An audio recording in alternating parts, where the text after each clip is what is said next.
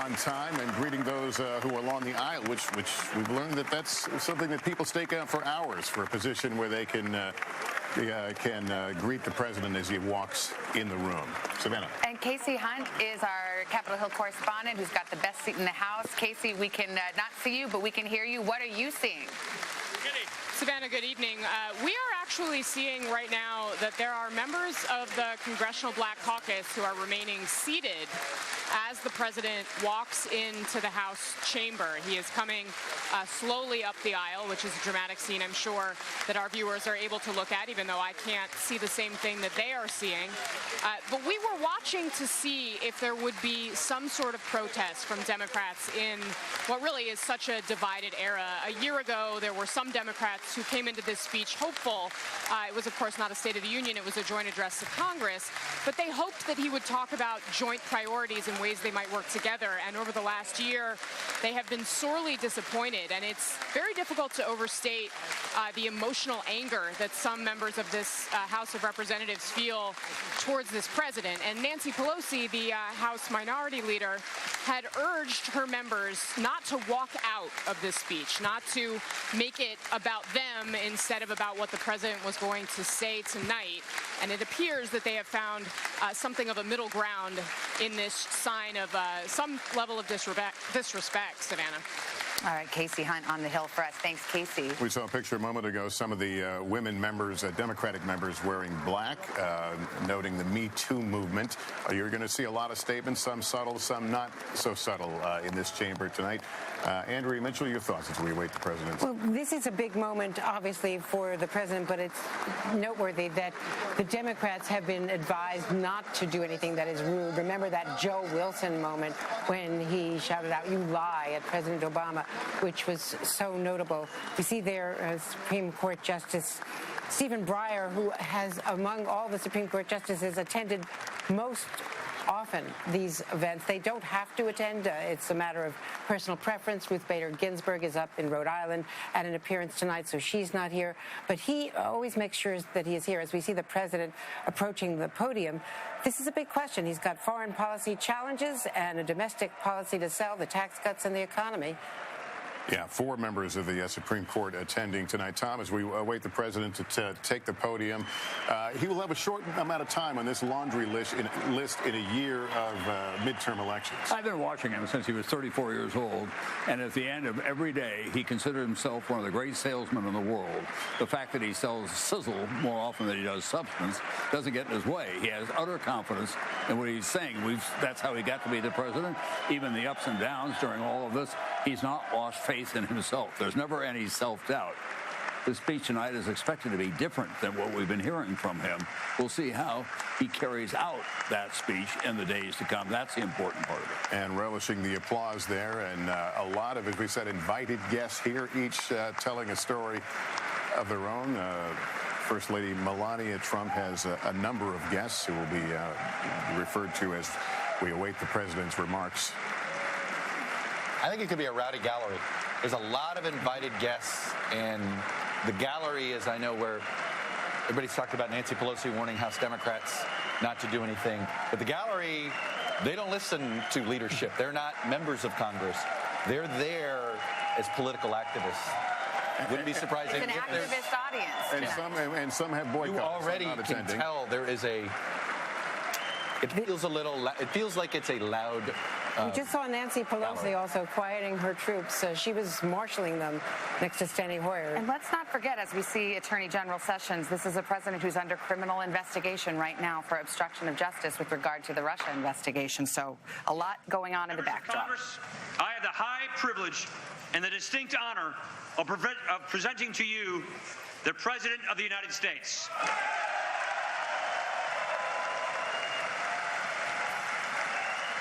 There is a missing major figure in this hall tonight that we ought not to forget about, and that is the special prosecutor of the United States, who is at this hour probably meeting with his team, deciding where they go tomorrow. He sort of hovers over the chamber, doesn't he? That is an extraordinarily important part of what's going on in Washington, D.C.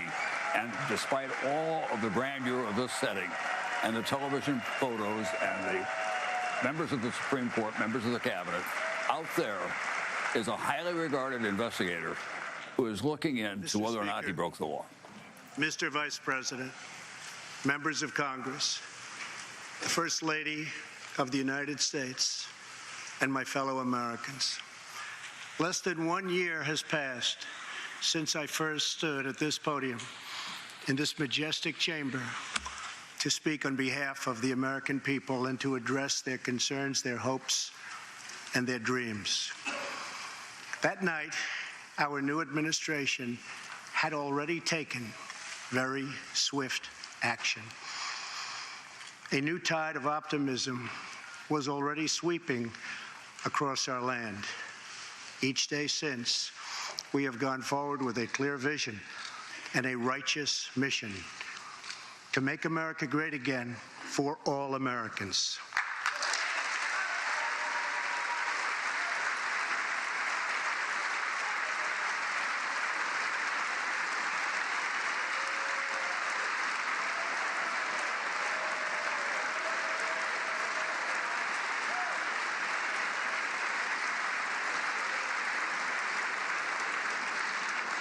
Over the last year, we have made incredible progress and achieved extraordinary success. We have faced challenges we expected and others we could never have imagined. We have shared in the heights of victory and the pains of hardship. We have endured floods and fires and storms. But through it all, we have seen the beauty of America's soul and the steel in America's spine. Each test has forged new American heroes to remind us who we are and show us what we can be. We saw the volunteers of the Cajun Navy racing to the rescue with their fishing boats to save people in the aftermath of a totally devastating hurricane. We saw strangers shielding strangers from a hail of gunfire on the Las Vegas Strip. We heard tales of Americans like Coast Guard Petty Officer Ashley Leopard, who is here tonight in the gallery with Melania.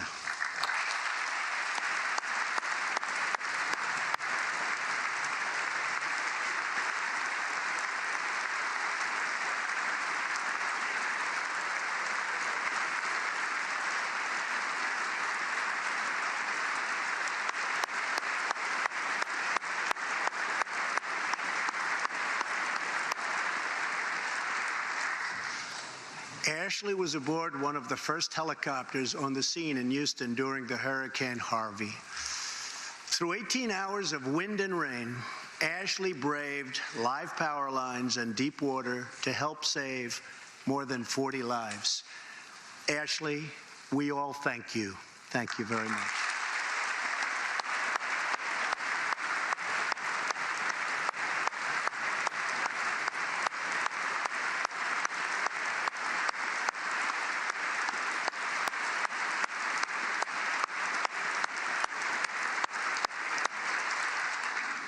We heard about Americans like firefighter David Dahlberg.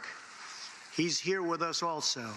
David faced down walls of flame to rescue almost 60 children trapped at a California summer camp threatened by those devastating wildfires. To everyone still recovering in Texas, Florida, Louisiana, Puerto Rico, and the Virgin Islands, everywhere, we are with you. We love you, and we always will pull through together, always.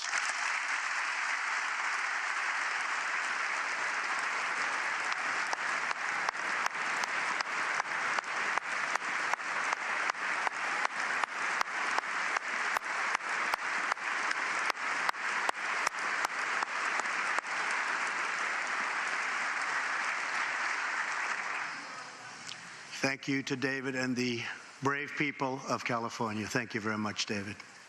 Great job. Some trials over the past year touched this chamber very personally.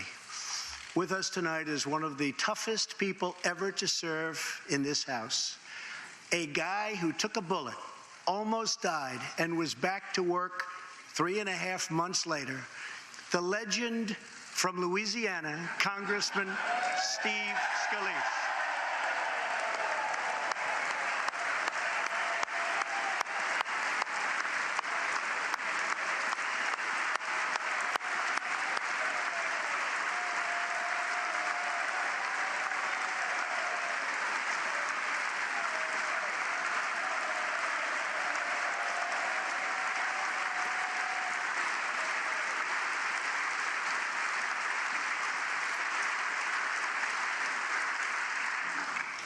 I think they like you, Steve.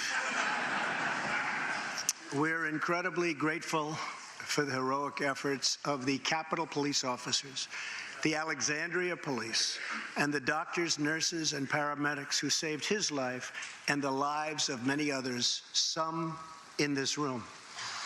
In the aftermath, yes.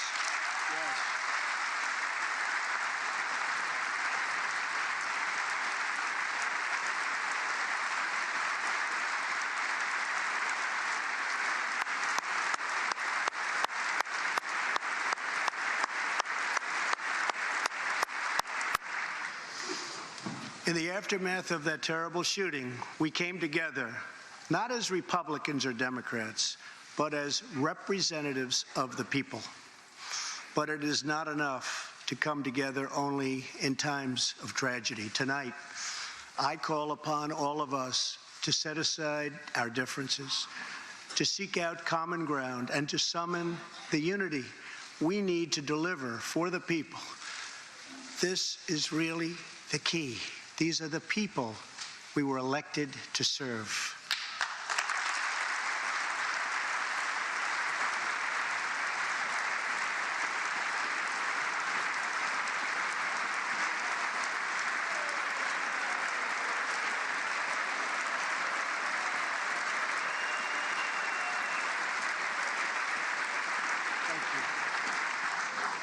Over the last year, the world has seen what we always knew, that no people on earth are so fearless or daring or determined as Americans.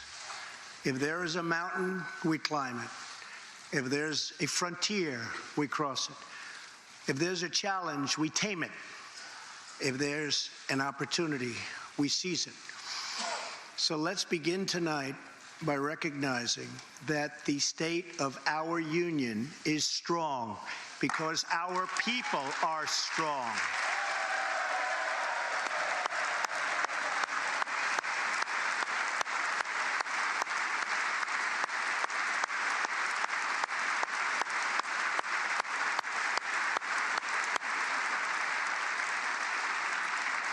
And together we are building a safe, strong, and proud America. Since the election, we have created 2.4 million new jobs, including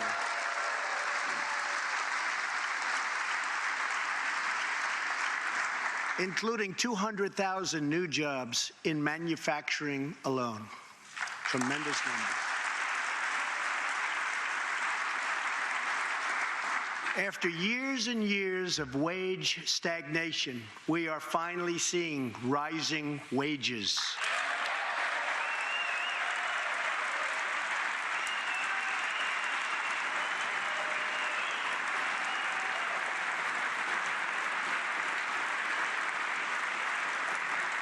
Unemployment claims have hit a 45-year low.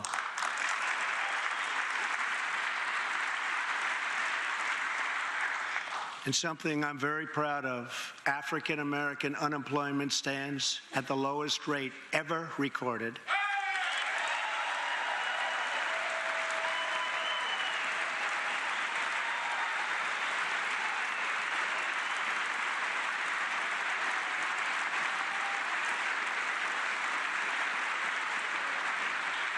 And Hispanic American unemployment has also reached the lowest levels in history.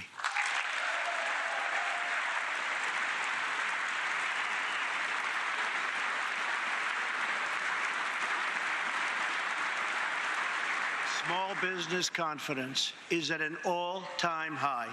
The stock market has smashed one record after another, gaining $8 trillion and more in value in just this short period of time. The great news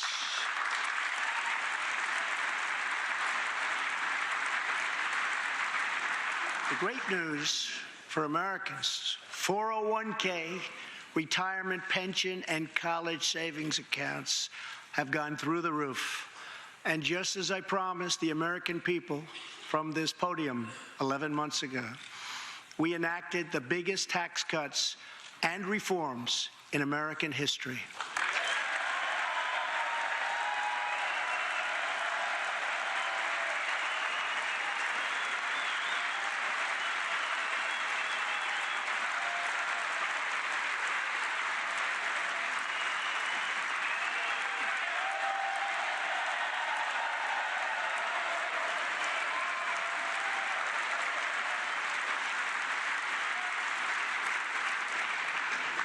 Our massive tax cuts provide tremendous relief for the middle class and small business. To lower tax rates for hardworking Americans, we nearly doubled the standard deduction for everyone.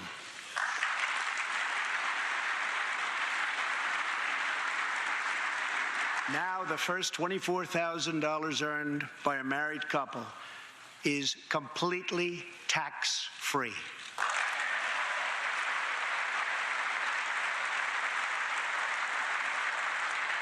We also doubled the child tax credit.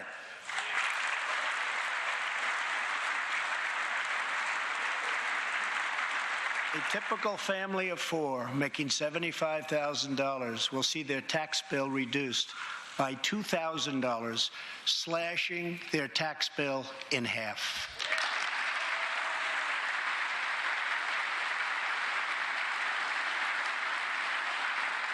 In April, this will be the last time you will ever file under the old and very broken system, and millions of Americans will have more take-home pay starting next month, a lot more.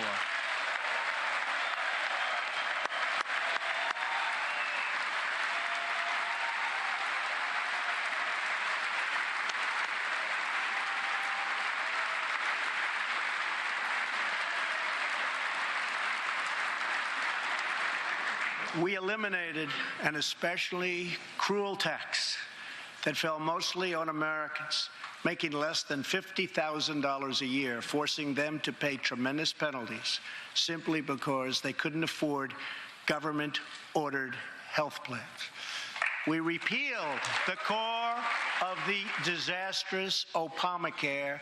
The individual mandate is now gone.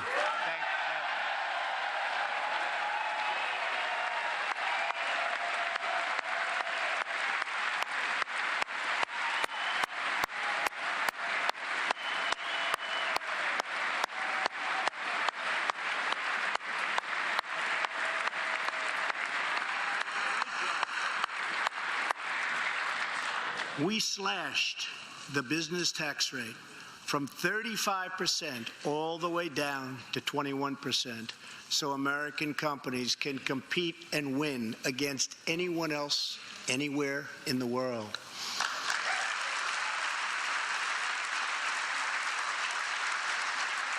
These changes alone are estimated to increase average family income by more than $4,000. A lot of money.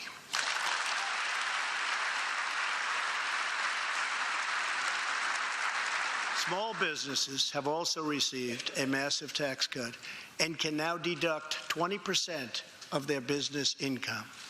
Here tonight are Steve Staub and Sandy Keplinger of Staub Manufacturing, a small, beautiful business in Ohio.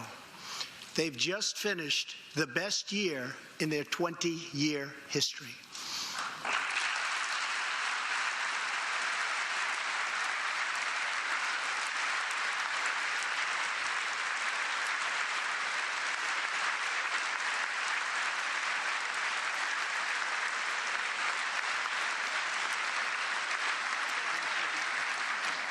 Because of tax reform, They are handing out raises, hiring an additional 14 people, and expanding into the building next door. Good feeling.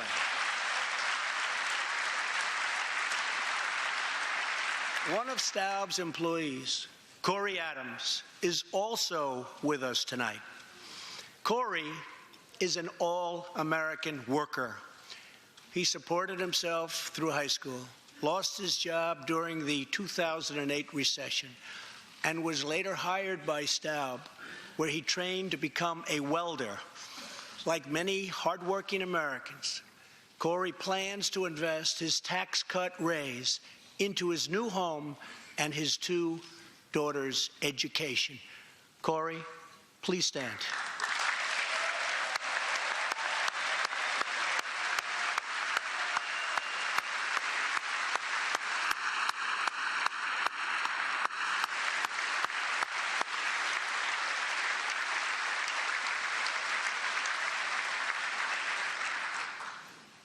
And he's a great welder.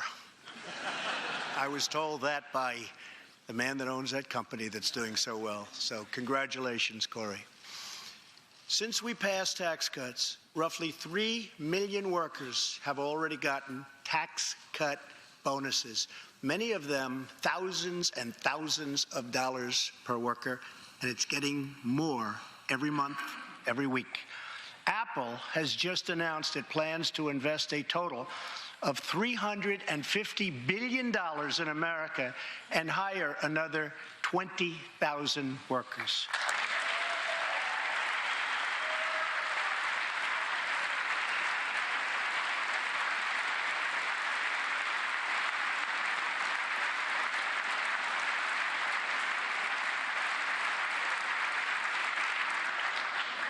And just a little while ago, ExxonMobil announced a $50 billion investment in the United States. Just a little while.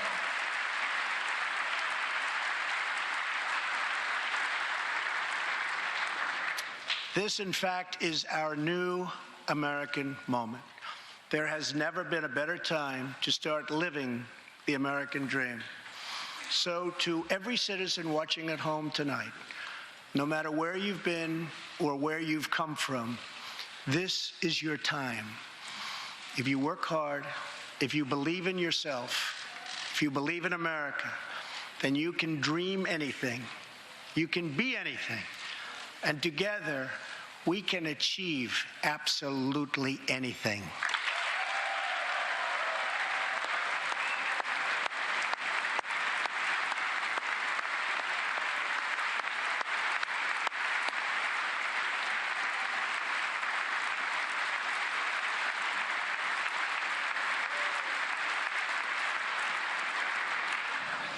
Tonight, I want to talk about what kind of future we're going to have and what kind of a nation we're going to be. All of us together as one team, one people, and one American family can do anything. We all share the same home, the same heart, the same destiny, and the same great American flag.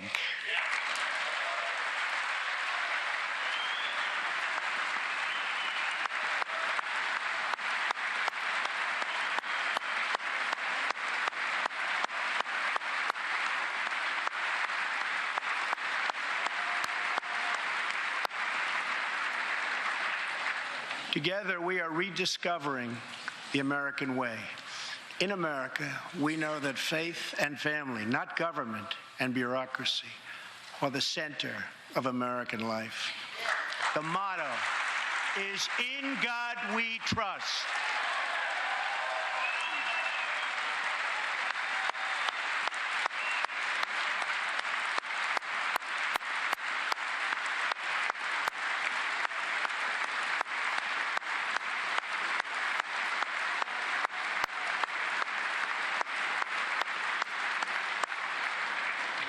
And we celebrate our police, our military, and our amazing veterans as heroes who deserve our total and unwavering support.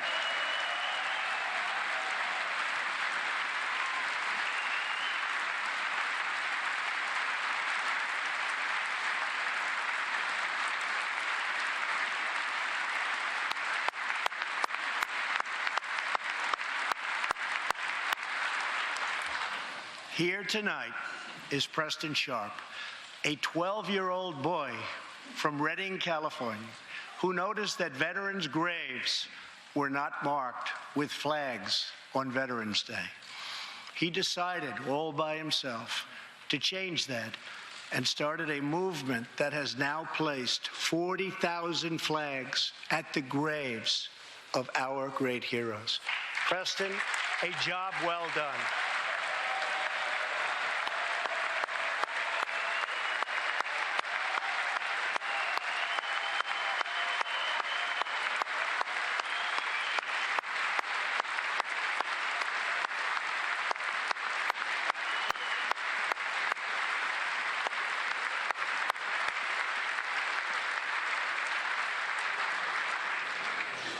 Young patriots like Preston teach all of us about our civic duty as Americans. And I met Preston a little while ago, and he is something very special that I can tell you. Great future. Thank you very much for all you've done, Preston. Thank you very much. Preston's reverence for those who have served our nation reminds us of why we salute our flag, why we put our hands on our hearts for the Pledge of Allegiance, and why we proudly stand for the national anthem.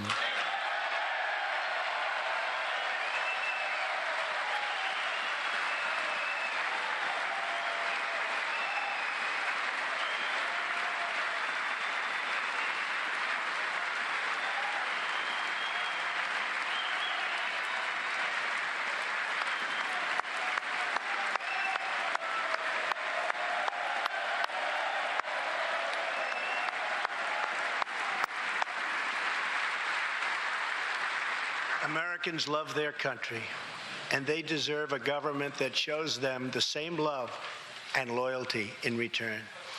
For the last year, we have sought to restore the bonds of trust between our citizens and their government. Working with the Senate, we are appointing judges who will interpret the Constitution as written, including a great new Supreme Court justice and more circuit court judges than any new administration in the history of our country.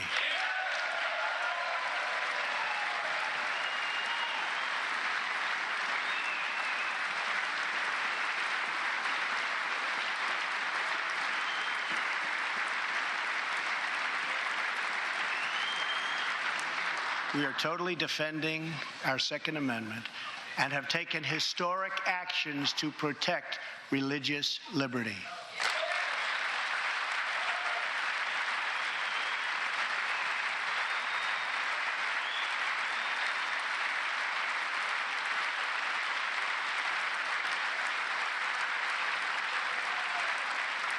And we are serving our brave veterans, including giving our veterans choice in their health care decisions.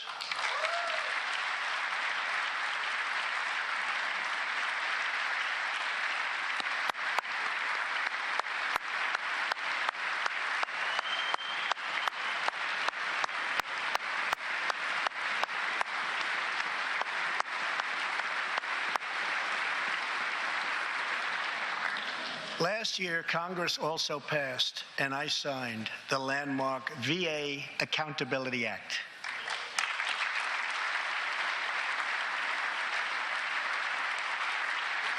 Since its passage, my administration has already removed more than 1,500 VA employees who failed to give our veterans the care they deserve, and we are hiring talented people who love our vets as much as we do.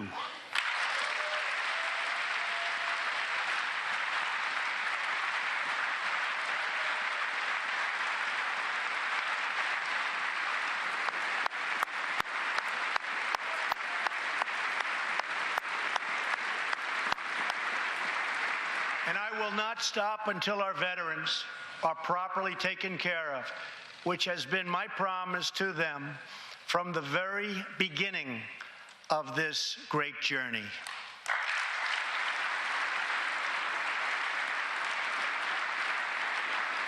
All Americans deserve accountability and respect, and that's what we are giving to our wonderful heroes, our veterans. Thank you.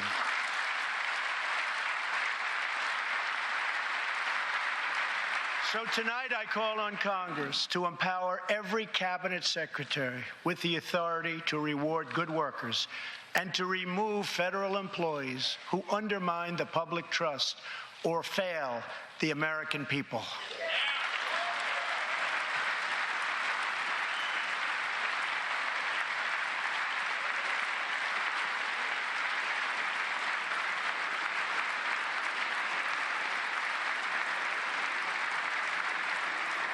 In our drive to make Washington accountable, we have eliminated more regulations in our first year than any administration in the history of our country.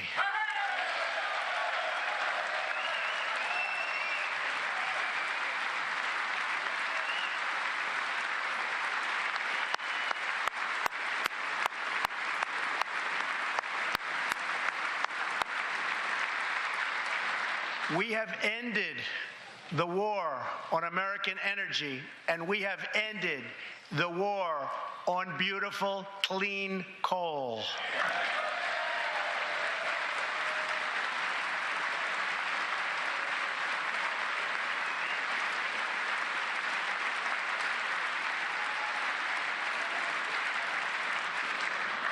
We are now very proudly an exporter of energy to the world.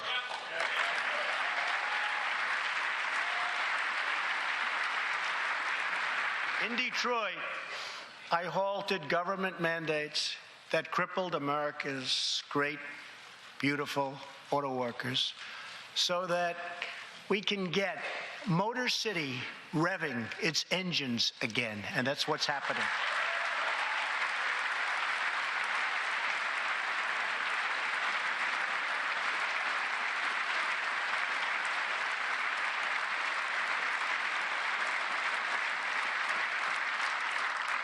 Many car companies are now building and expanding plants in the United States, something we haven't seen for decades. Chrysler is moving a major plant from Mexico to Michigan. Toyota and Mazda are opening up a plant in Alabama, a big one, and we haven't seen this in a long time. It's all coming back.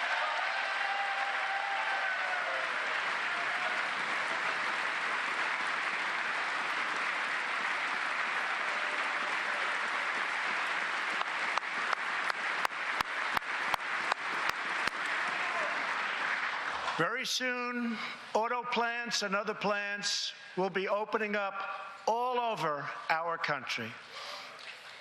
This is all news Americans are totally unaccustomed to hearing. For many years, companies and jobs were only leaving us. But now, they are roaring back. They're coming back. They want to be where the action is. They want to be in the United States of America. That's where they want to be.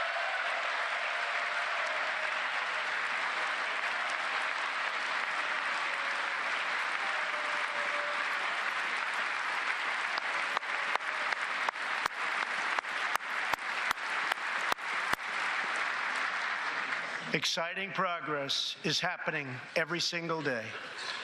To speed access to breakthrough cures and affordable generic drugs, last year, the FDA approved more new and generic drugs and medical devices than ever before in our country's history.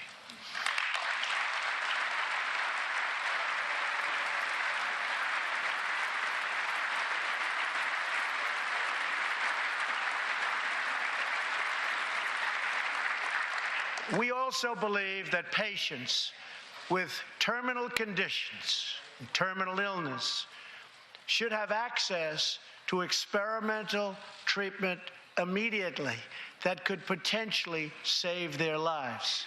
People who are terminally ill should not have to go from country to country to seek a cure. I want to give them a chance right here at home. It's time for Congress to give these wonderful, incredible Americans the right to try.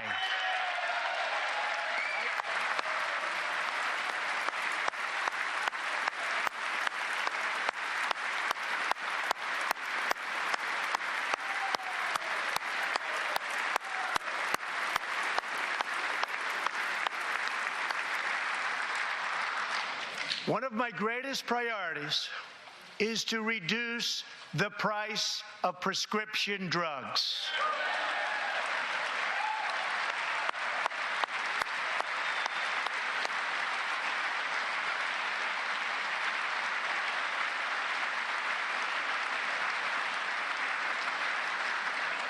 In many other countries, these drugs cost far less than what we pay in the United States, and it's very, very unfair.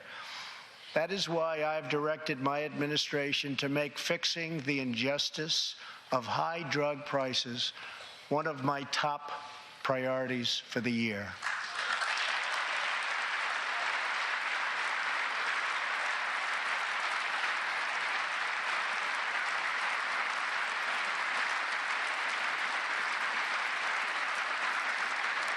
And prices will come down substantially. Watch. America has also finally turned the page on decades of unfair trade deals that sacrificed our prosperity and shipped away our companies, our jobs, and our wealth. Our nation has lost its wealth, but we're getting it back so fast.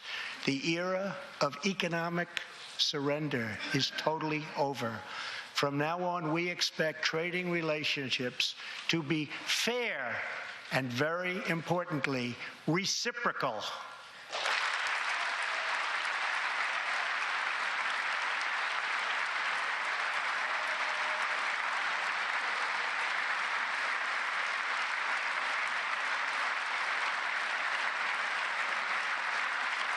We will work to fix bad trade deals and negotiate new ones, and they'll be good ones, but they'll be fair. And we will protect American workers and American intellectual property through strong enforcement of our trade rules.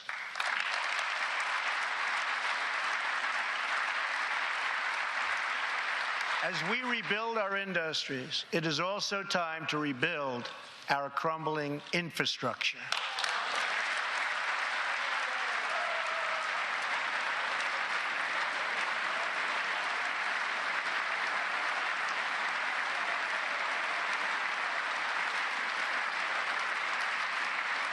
America is a nation of builders. We built the Empire State Building in just 1 year. Isn't it a disgrace that it can now take 10 years just to get a minor permit approved for the building of a simple road?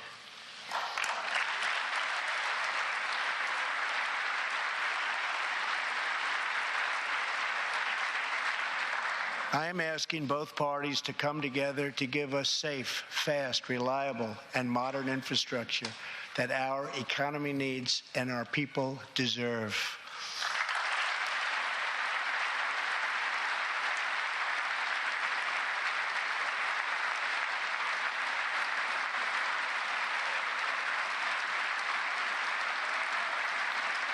Tonight, I'm calling on Congress to produce a bill that generates at least $1.5 trillion for the new infrastructure investment that our country so desperately needs.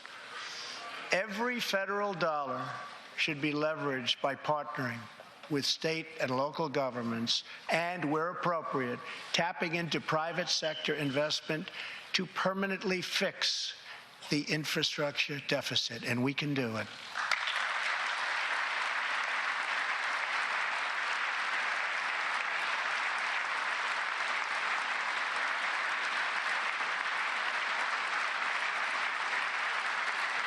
Any bill must also streamline the permitting and approval process, getting it down to no more than 2 years and perhaps even 1. Together, we can reclaim our great building heritage.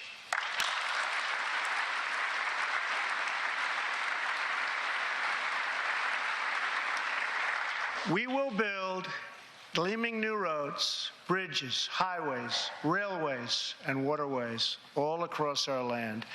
And we will do it with American heart, American hands, and American grit.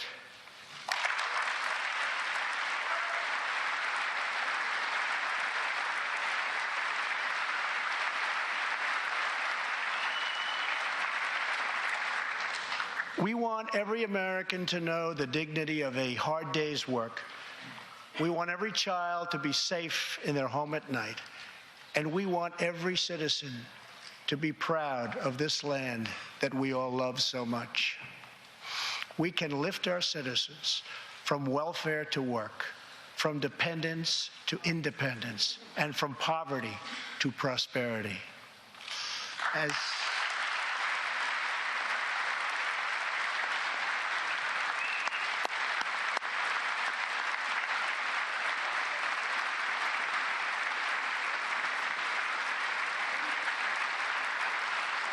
tax cuts create new jobs, let's invest in workforce development and let's invest in job training, which we need so badly.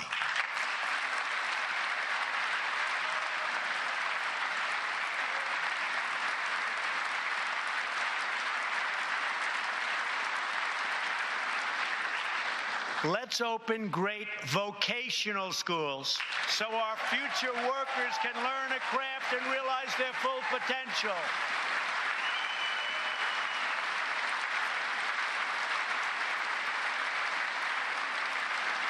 And let's support working families by supporting paid family leave.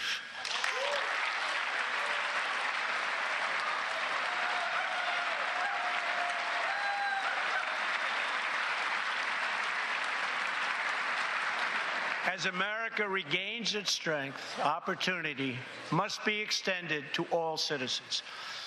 That is why this year we will embark on reforming our prisons to help former inmates who have served their time get a second chance at life.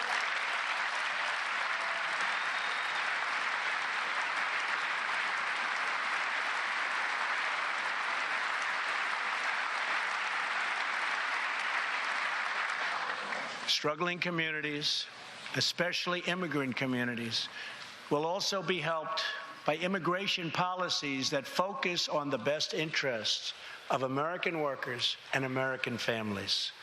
For decades, open borders have allowed drugs and gangs to pour into our most vulnerable communities. They've allowed millions of low-wage workers to compete for jobs and wages against the poorest Americans. Most tragically, they have caused the loss of many innocent lives. Here tonight are two fathers and two mothers, Evelyn Rodriguez, Freddie Cuevas, Elizabeth Alvarado, and Robert Mickens. Their two teenage daughters, Kayla Cuevas and Nisa Mickens, were close friends on Long Island. But in September 2016, on the eve of Nisa's 16th birthday, such a happy time it should have been, neither of them came home. These two precious girls were brutally murdered while walking together in their hometown. 6 members of the savage MS-13 gang have been charged with Kayla and Nisa's murders. Many of these gang members took advantage of glaring loopholes in our laws to enter the country as illegal, unaccompanied alien minors and wound up in Kayla and Nisa's high school. Evelyn, Elizabeth, Freddie, and Robert, tonight everyone in this chamber is praying for you. Everyone in America is grieving for you. Please stand. Thank you very much.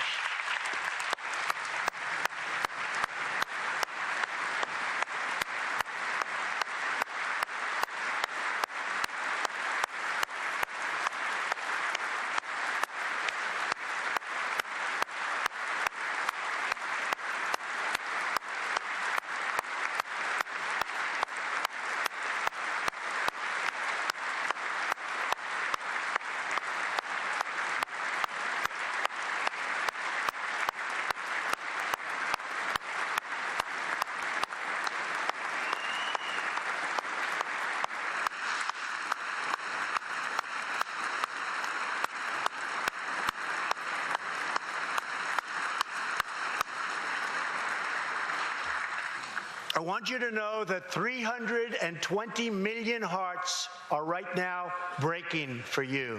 We love you. Thank you.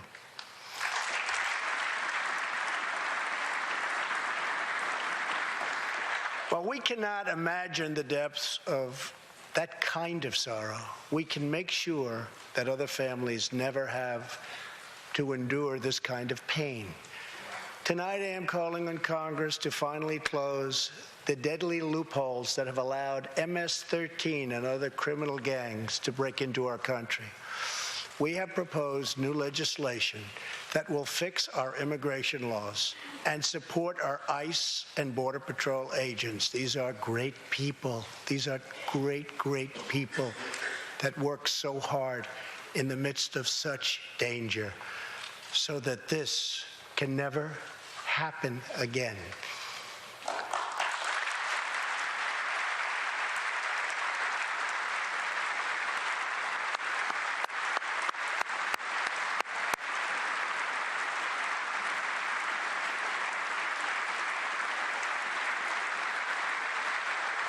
The United States is a compassionate nation.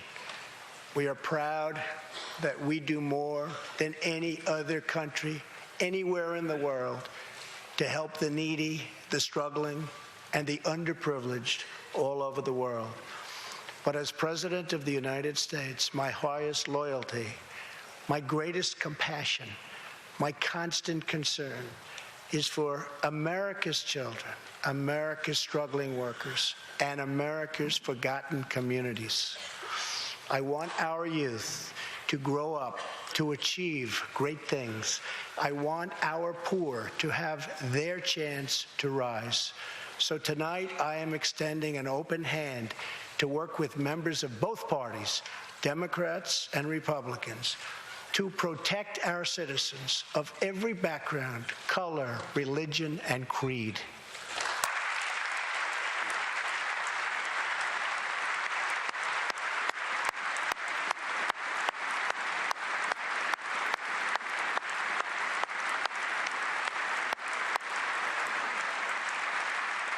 My duty, and the sacred duty of every elected official in this chamber, is to defend Americans, to protect their safety, their families, their communities, and their right to the American dream. Because Americans are dreamers too.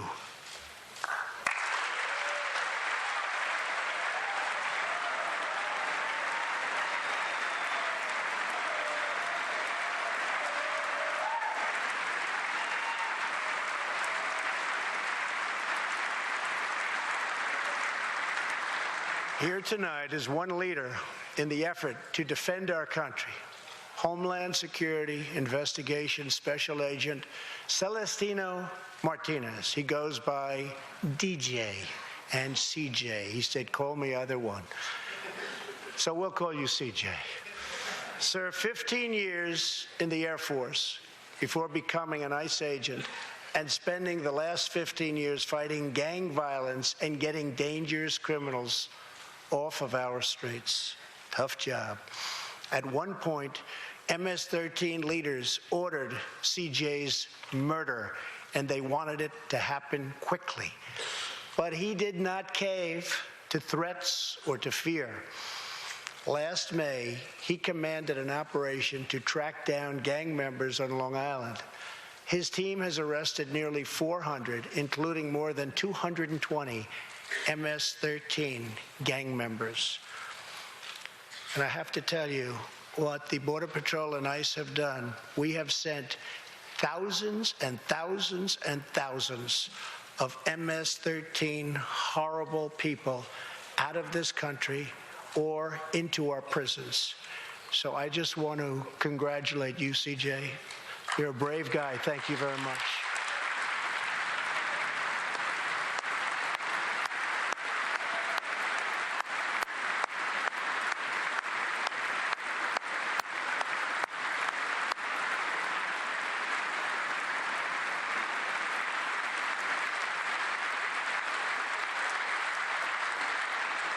And I asked CJ, what's the secret? He said, we're just tougher than they are. And I like that answer.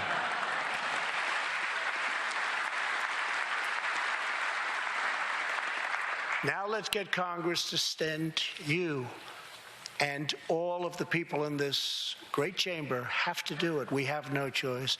CJ, we're going to send you reinforcements, and we're going to send them to you quickly. It's what you need.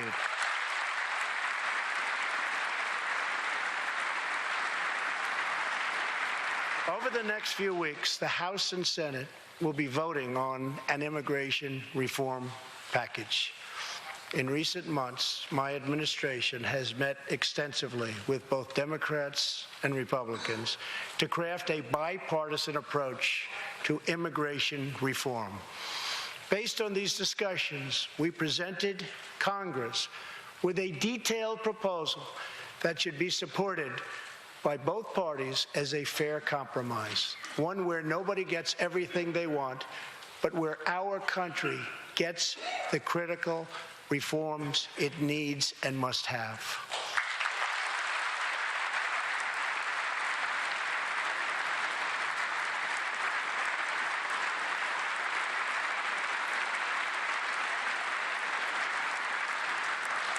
Here are the 4 pillars of our plan. The first pillar of our framework generously offers a path to citizenship for 1.8 million illegal immigrants who were brought here by their parents at a young age. That covers almost 3 times more people than the previous administration covered.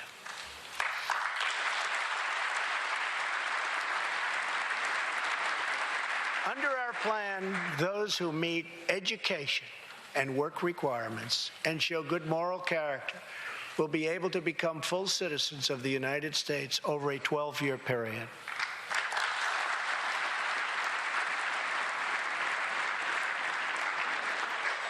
The second pillar fully secures the border.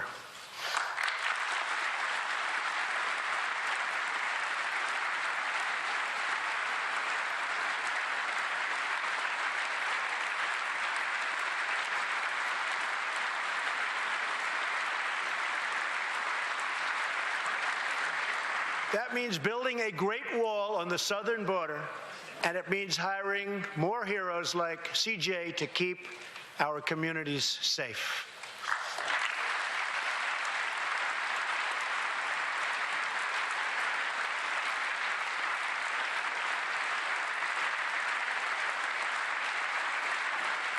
Crucially, our plan closes the terrible loopholes exploited by criminals and terrorists to enter our country, and it finally ends the horrible and dangerous practice of catch and release.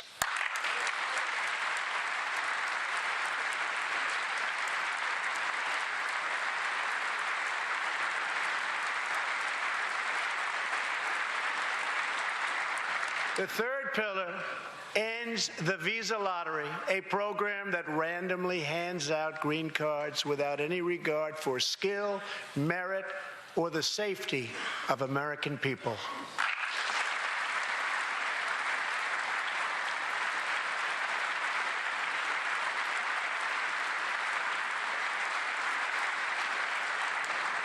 It's time to begin moving toward a merit-based immigration system, one that admits people who are skilled, who want to work, who will contribute to our society, and who will love and respect our country.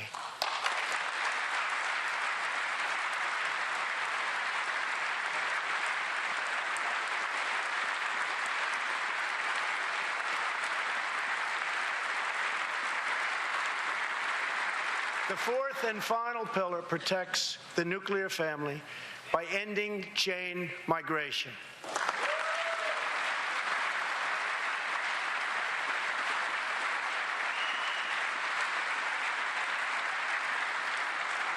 Under the current broken system, a single immigrant can bring in virtually unlimited numbers of distant relatives.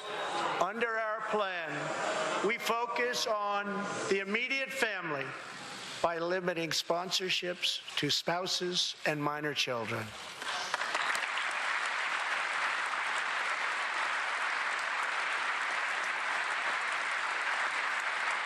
This vital reform is necessary not just for our economy, but for our security and for the future of America. In recent weeks, 2 terrorist attacks in New York were made possible by the visa lottery and chain migration. In the age of terrorism, these programs present risks we can just no longer afford. It's time to reform.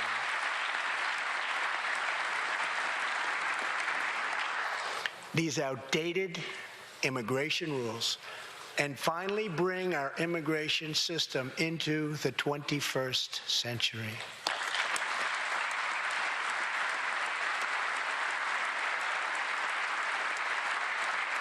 These 4 pillars represent a down-the-middle compromise and one that will create a safe, modern, and lawful immigration system. For over 30 years, Washington has tried and failed to solve this problem. This Congress can be the one that finally makes it happen. Most importantly, these 4 pillars will produce legislation that fulfills my ironclad pledge to sign a bill that puts America first.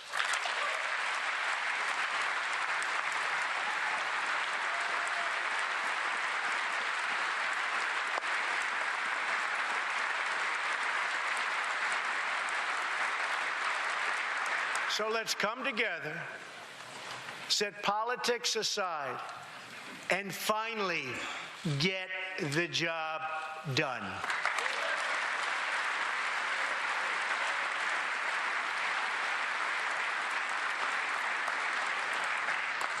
These reforms will also support our response to the terrible crisis of opioid and drug addiction. Never before has it been like it is now. It is terrible. We have to do something about it. In 2016, we lost 64,000 Americans to drug overdoses, 174 deaths per day, 7 per hour. We must get much tougher on drug dealers and pushers if we are going to succeed in stopping this scourge.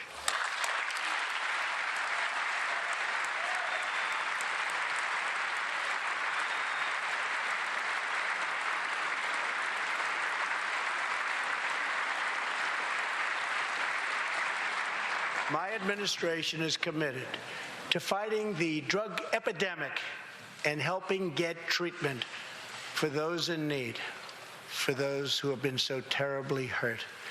The struggle will be long and it will be difficult, but as Americans always do, in the end, we will succeed, we will prevail.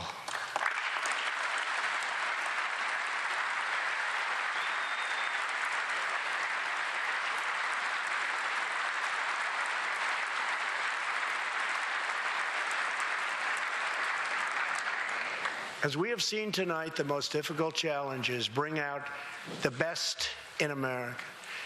We see a vivid expression of this truth in the story of the Holetz family of New Mexico. Ryan Holetz is 27 years old, an officer with the Albuquerque Police Department. He's here tonight with his wife, Rebecca.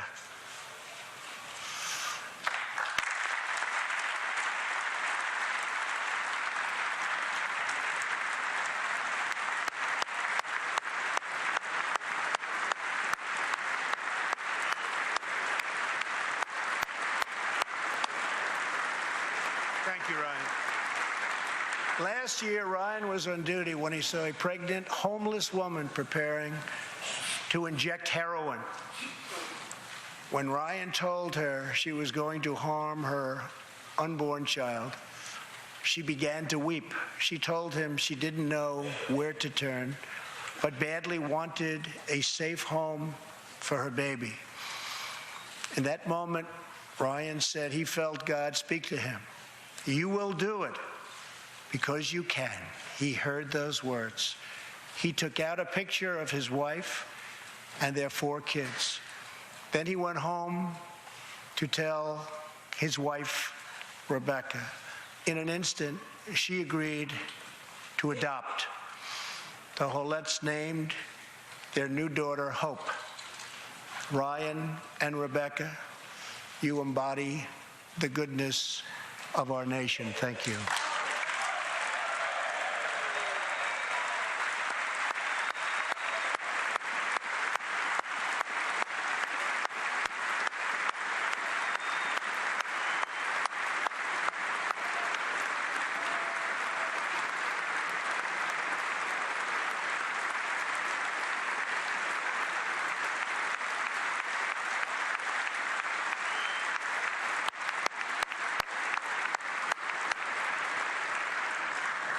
Thank you, Ryan and Rebecca.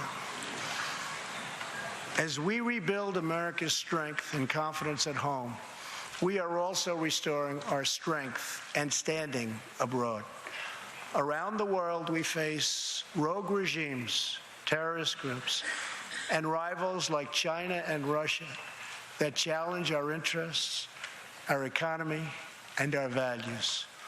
In confronting these horrible dangers, we know that weakness is the surest path to conflict, and unmatched power is the surest means to our true and great defense. For this reason, I am asking Congress to end the dangerous defense sequester and fully fund our great military.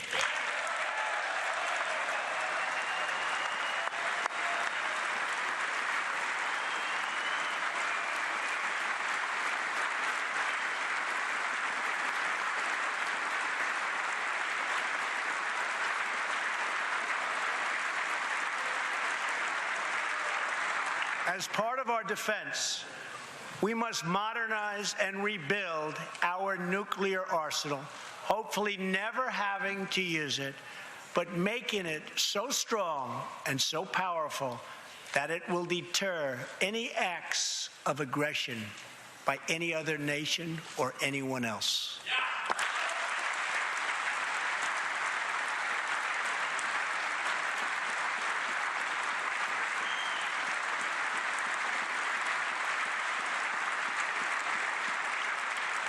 Perhaps someday in the future there will be a magical moment when the countries of the world will get together to eliminate their nuclear weapons. Unfortunately, we are not there yet, sadly. Last year, I also pledged that we would work with our allies to extinguish ISIS from the face of the earth. 1 year later, I am proud to report that the coalition to defeat ISIS has liberated very close to 100% of the territory just recently held by these killers in Iraq and in Syria and in other locations as well.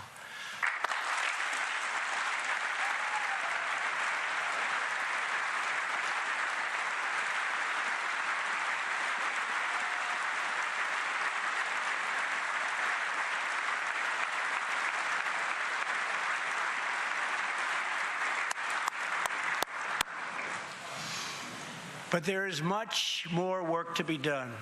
We will continue our fight until ISIS is defeated. Army Staff Sergeant Justin Peck is here tonight. Near Raqqa last November, Justin and his comrade, Chief Petty Officer Kenton Stacy, were on a mission to clear buildings that ISIS had rigged with explosive so that civilians could return to that city, hopefully soon and hopefully safely. Clearing the second floor of a vital hospital, Kenton Stacy was severely wounded by an explosion.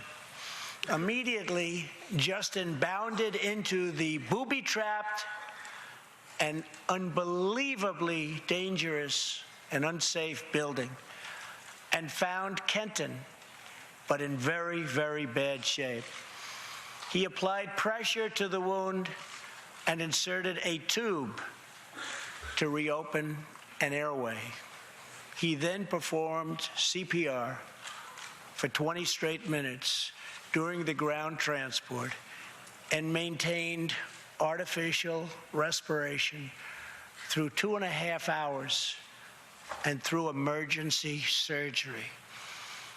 Kenton Stacy would have died if it were not for Justin's selfless love for his fellow warrior. Tonight, Kenton is recovering in Texas. Raqqa is liberated, and Justin is wearing his new Bronze Star with a V for valor. Staff Sergeant Peck, all of America salutes you.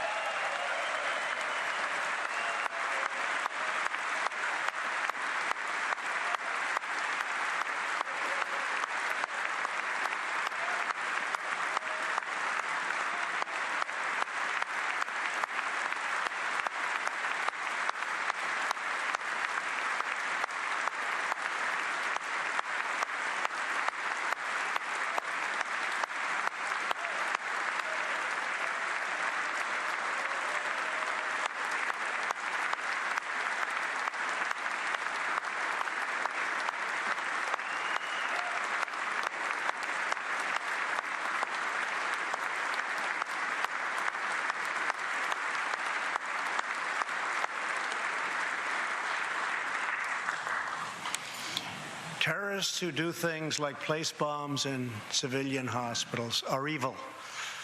When possible, we have no choice but to annihilate them. When necessary, we must be able to detain and question them. But we must be clear, terrorists are not merely criminals. They are unlawful enemy combatants.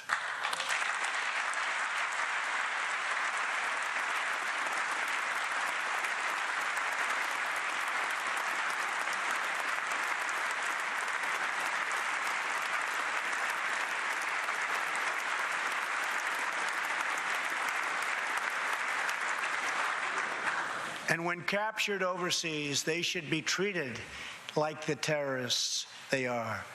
In the past, we have foolishly released hundreds and hundreds of dangerous terrorists, only to meet them again on the battlefield, including the ISIS leader, al-Baghdadi, who we captured, who we had, who we released. So today, I'm keeping another promise. I just signed, prior to walking in, an order directing Secretary Mattis, who is doing a great job. Thank you.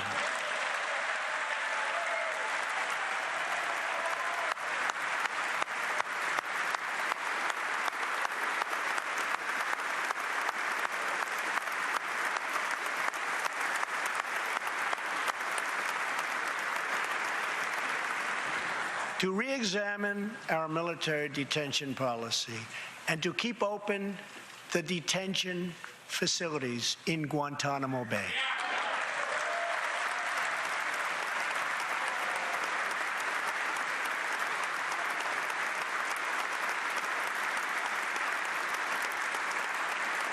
I am asking Congress to ensure that in the fight against ISIS and al-Qaeda, we continue to have all necessary power to detain terrorists wherever we chase them down, wherever we find them.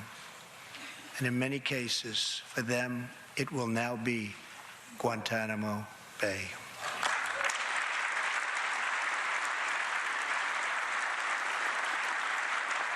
At the same time, as of a few months ago, our warriors in Afghanistan have new rules of engagement.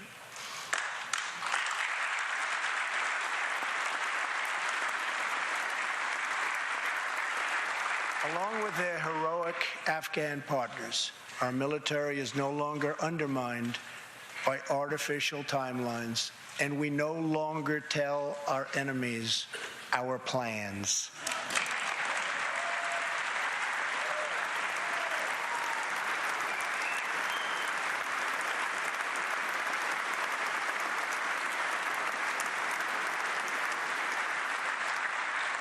Last month, I also took an action endorsed unanimously by the U.S. Senate just months before. I recognized Jerusalem as the capital of Israel.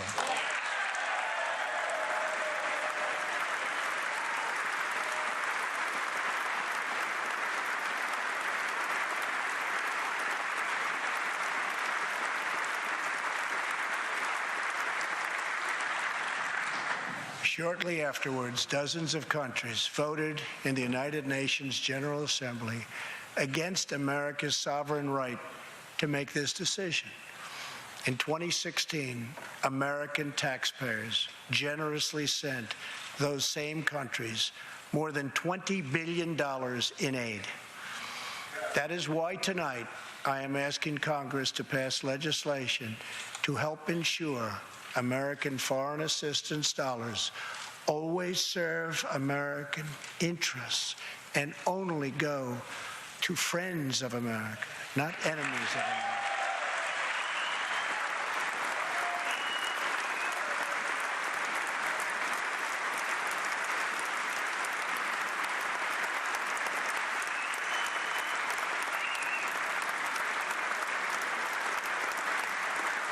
As we strengthen friendships all around the world, we are also restoring clarity about our adversaries. When the people of Iran rose up against the crimes of their corrupt dictatorship, I did not stay silent. America stands with the people of Iran in their courageous struggle for freedom.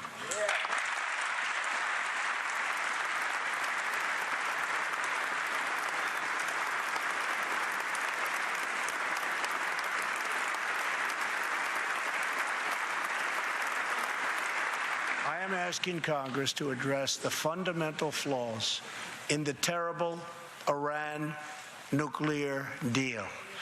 My administration has also imposed tough sanctions on the communist and socialist dictatorships in Cuba and Venezuela.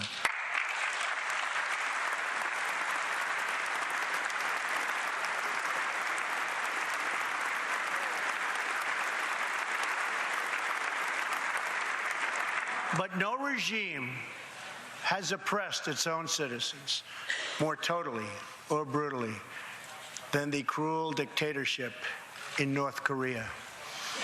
North Korea's reckless pursuit of nuclear missiles could very soon threaten our homeland. We are waging a campaign of maximum pressure to prevent that from ever happening. Past experience has taught us that complacency and concessions only invite aggression and provocation. I will not repeat the mistakes of past administrations that got us into this very dangerous position.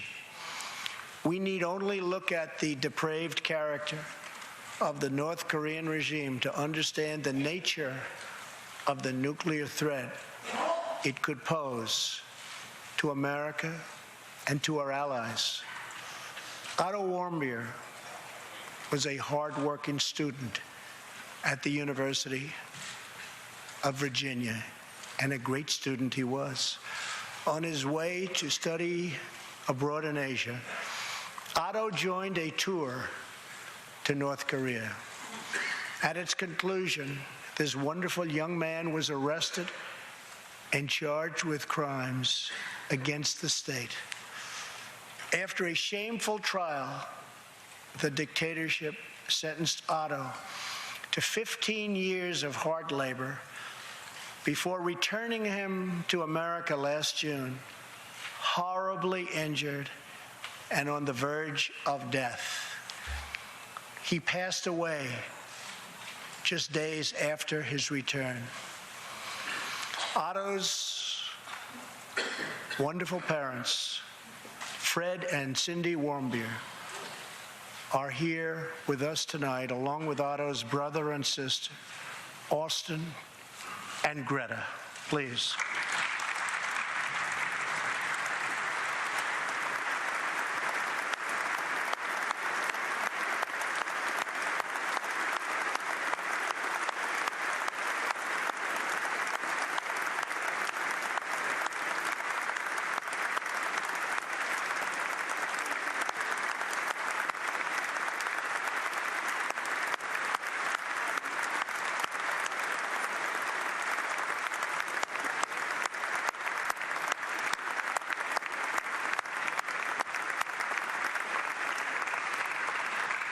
Incredible people. You are powerful witnesses to a menace that threatens our world, and your strength truly inspires us all. Thank you very much. Thank you.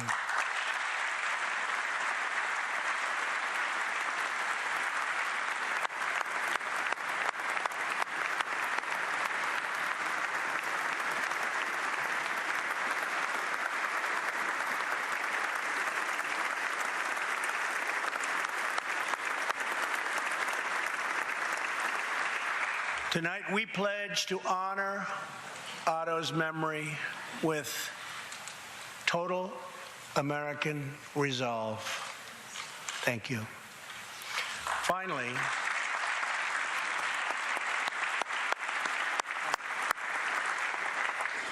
we are joined by one more witness to the ominous nature of this regime. His name is Mr. Ji Sung-ho.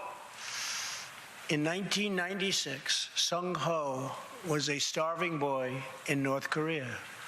One day he tried to steal coal from a railroad car to barter for a few scraps of food, which were very hard to get. In the process, he passed out on the train tracks, exhausted from hunger. He woke up as a train ran over his limbs. He then endured multiple amputations without anything to dull the pain or the hurt. His brother and sister gave what little food they had to help him recover and ate dirt themselves, permanently stunting their own growth. Later, he was tortured by North Korean authorities after returning from a brief visit to China. His tormentors wanted to know if he'd met any Christians. He had, and he resolved after that to be free. Sung-ho traveled thousands of miles on crutches all across China and Southeast Asia to freedom. Most of his family followed. His father was caught trying to escape and was tortured to death. Today, he lives in Seoul, where he rescues other defectors and broadcasts into North Korea what the regime fears most, the truth. Today, he has a new leg, but Sung-ho, I understand you still keep those old crutches as a reminder of how far you've come. Your great sacrifice is an inspiration to us all. Please, thank you.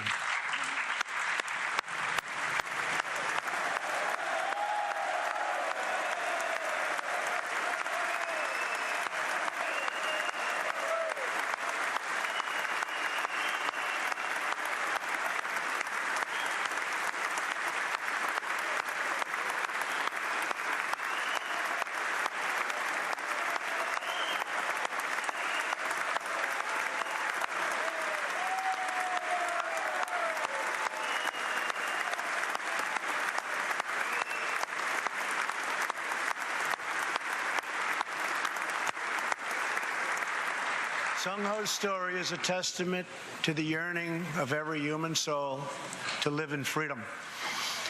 It was that same yearning for freedom that nearly 250 years ago gave birth to a special place called America.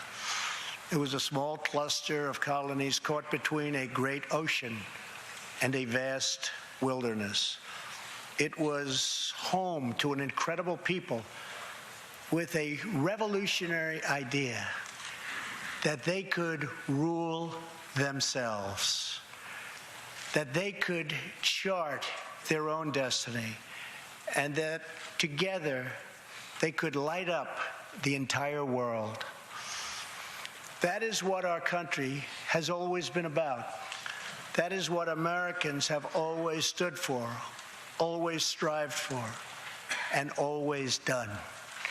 Atop the dome of this Capitol stands the Statue of Freedom. She stands tall and dignified among the monuments to our ancestors who fought and lived and died to protect her. Monuments to Washington and Jefferson and Lincoln and King. Memorials to the heroes of Yorktown and Saratoga. To young Americans who shed their blood on the shores of Normandy and the fields beyond, and others who went down in the waters of the Pacific and the skies all over Asia. And freedom stands tall over one more monument. This one, this Capitol, this living monument. This is the monument to the American people.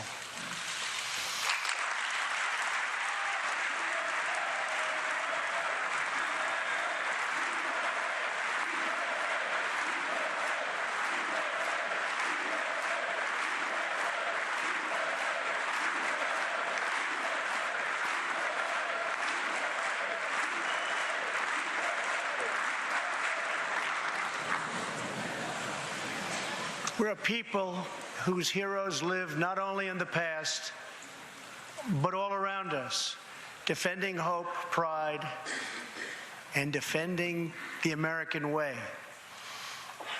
They work in every trade. They sacrifice to raise a family. They care for our children at home. They defend our flag abroad. And they are strong moms and brave kids. They are firefighters and police officers and border agents, medics and Marines. But above all else, they are Americans. And this Capitol, this city, this nation belongs entirely to them.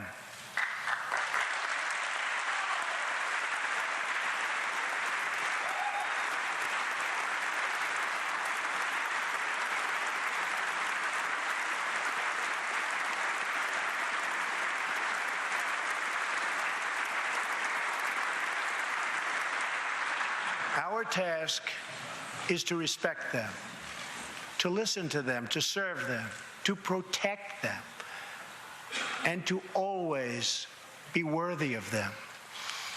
Americans fill the world with art and music. They push the bounds of science and discovery, and they forever remind us of what we should never, ever forget. The people dreamed this country. The people built this country. And it's the people who are making America great again.